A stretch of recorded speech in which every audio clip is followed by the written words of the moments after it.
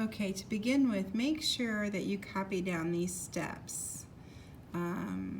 Pause the video and copy down each of these steps because this is what we're going to go through. And I want you to be able to kind of check off this list as we're doing the problem. I won't be able to show you the whole list while I'm doing it, but I'd like for you to have that visual reference. So, and you'll understand more of what each of these steps mean as we go through this problem. So the problem we're going to work on, this is factoring. And so the first step in our list is to find what's common, if there is anything common to every part of the problem. And when we look at this, the only thing I see in common is a 4. They can all be divided by 4. So that's what it means to pull out anything that they have in common. That means divide out anything they have in common, which we also use the word factor. Factor out anything they have in common. So we'll pull the 4 out of there. And when we do that, we have this left over. Notice how you can use the distributive property to see if we did it right. 4 times 6y squared does give us 24y squared. 4y times negative 1y does give us negative 4y. And 4 times negative 1 is negative 4. So you should be able to kind of visually check to see if you've done it correctly. I do know that 2 could have come out of here, but we always need to factor out as much as possible, the largest common factor. So now in step 1, you pull this out, and what I like to do, because I tend to forget this, is I actually draw an arrow just like this and remind myself to write it down here as part of my answer in the end. Because if I don't do that right now, I will forget it. And that's all you're ever going to do with that 4 is put it down here with the answer. So we don't need it through the rest of the problem. Okay, step 2. It says multiply the first and last. That means the first digit on the first term. So we have a 6 here, a positive 6. And the last term has a negative 1. So we're going to say 6 times negative 1. And that gives us a negative 6. So that was step 2, multiply the first and last. That's what we did. Step 3 says list the factors of that number. Do not worry about signs at this point.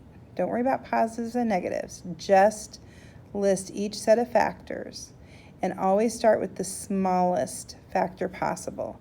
So like 1 can be used, yes, 1 times 6. 2 can be used, yes, 2 times 3. 3 can be used, but it's already been used right here, so we're done. We've got the whole list of factors for 6. Now the next step says, after you list the factors, that was step 3. Step 4 says, look at the sign of the middle term of your problem. So right here, this is the sign of the middle term right there. Whatever sign is sitting there, that sign is going to go on the largest factor in each set over here. So notice in this set, the 1 is smallest, and in this set, the 2 is smallest. Whenever you make these sets, always put the smallest one on the left and the largest ones on the right each time, so that when you come over here to see what your sign of your largest one should be, you can just go, oh, this is my large column. I'll just put that negative right on everything in that column right there. So that's all step 4 is look at the sign of the middle term of your problem, and whatever it is, put it on the largest factor in each set. Then step 5 says you decide the sign that should be on the smaller factors. And you do that by looking at your set, recognizing that they need to multiply to make negative 6 here. So should the 1 be positive or negative if we're doing this times this?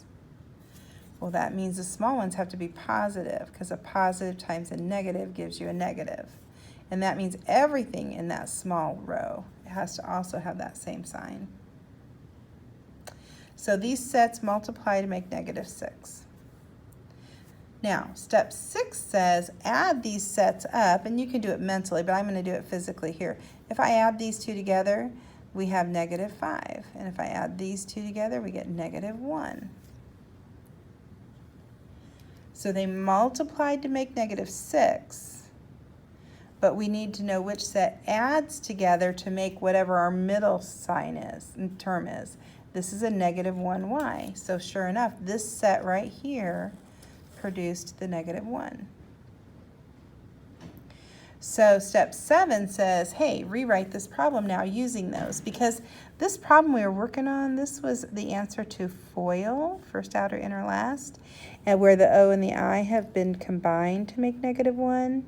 And what we're trying to find out is how we can write this as 4 terms so that we can do factor by grouping. So we needed to break down that middle term into 2 separate terms.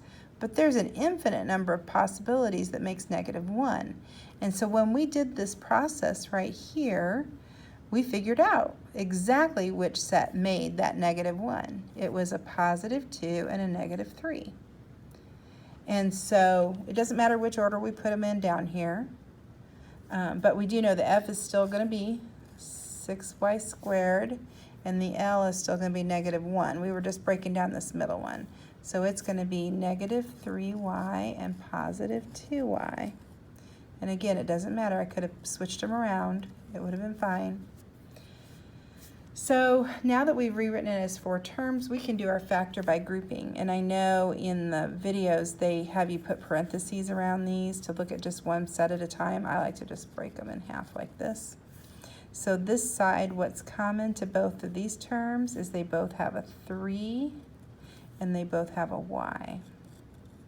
And what would be left if you factored that 3y out would be a 2y and a minus 1. And if you just check yourself, make sure if you multiply with distributive property, you land here. Multiply with the distributive property, you land there.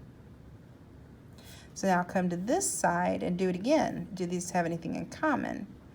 And I don't see anything in common.